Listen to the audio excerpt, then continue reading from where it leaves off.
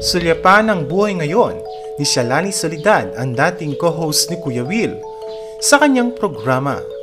Narito ang buong istorya.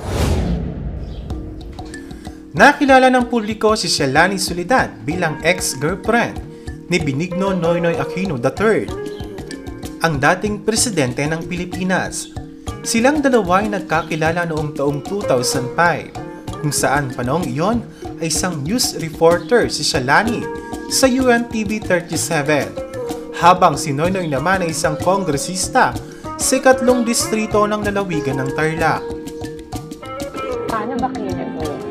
Yung first was during 2005. I was then with UN Television. Ang kanilang pagtatagpo ay naganap nang mag-ulat ito si Shalani sa ginanap na State of the Nation address ni dating Pangulong Gloria Macapagal Arroyo, na dinaluhan rin ni Noynoy Aquino. Mula taong 2008 hanggang 2010 ang naging samahan ni Shalani at Noynoy. And we were covering UNTV? Yes, and I was covering the 2005 SONA. Okay. So I was doing... Ano ka?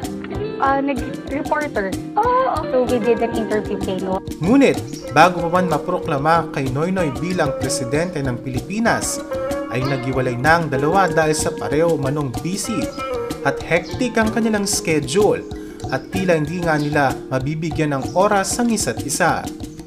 Matapos ang naging relasyon ni Shalani at sa dating Pangulo ng Pilipinas na si Noynoy, ay naging co-host siya ni Willie Revillame sa programang Willing Willie noong ding taong 2010. Dahil sa magandang samahan ni Shalani at Willie, ay marami ang kinilig sa kanilang dalawa. May iba pang ang taga-subaybay ng programa ang nagsasabi na hinihiling noon magkatuluyan sana sina Shalani at Willie. Ikaw ba may boyfriend ngayon? Ikaw ba may girlfriend ka ba ngayon? Ikaw ang tatanong ko. Huwag mo ko tanongin. Meron ka bang boyfriend? Ba't ako, may girlfriend ka ba? Bakit? Bakit mo rin tinatanong? Kasi Ngunit ayon kay Willie ay hindi naman patungo sa relasyon ang samahan nila ni Shalani, sapagkat layunin lamang niya na tulungan ito na move on sa naging hiwalay nito kay Noynoy.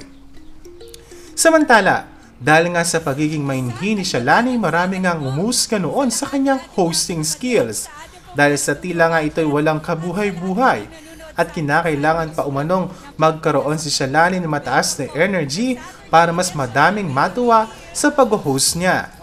Ipinagtanggol naman si Shalani ng kanyang isang kaibigan. Ay sinabi nga na bata pa lamang talagang mainhin na ito, ngunit ang katangian na ito ni Shalani ang minahal sa kanya ng marami. Ikinasal si Shalani noong taong 2012 kay Pasig Representative Roman Romulo, ilan din upang tuluyan niyang iwanan ang programang Will Time Big Time. Sa St. Benedict Church sa Ayala West Grove Heights, ikinasal si Shalani at Roman. Sa ngayon nga ay wala pa ring anak ang mag-asawa, sa kabila naman na matagal na nilang sinusubukan na mabiyayaan silang ng anak. Aminado naman si Shalani na nasa edad na ngayon na 41 years old ay hindi naman madali sa kanya ang magdalang tao. Ngunit para magkaroon sila ng supli ng asawa, ay handa nilang gawin ang lahat ng paraan ng makakaya nila. Bukas rin umano ang mag-asawang Shalani at Roman na paraan ng IVF o in vitro fertilization para lamang magkaroon sila ng anak.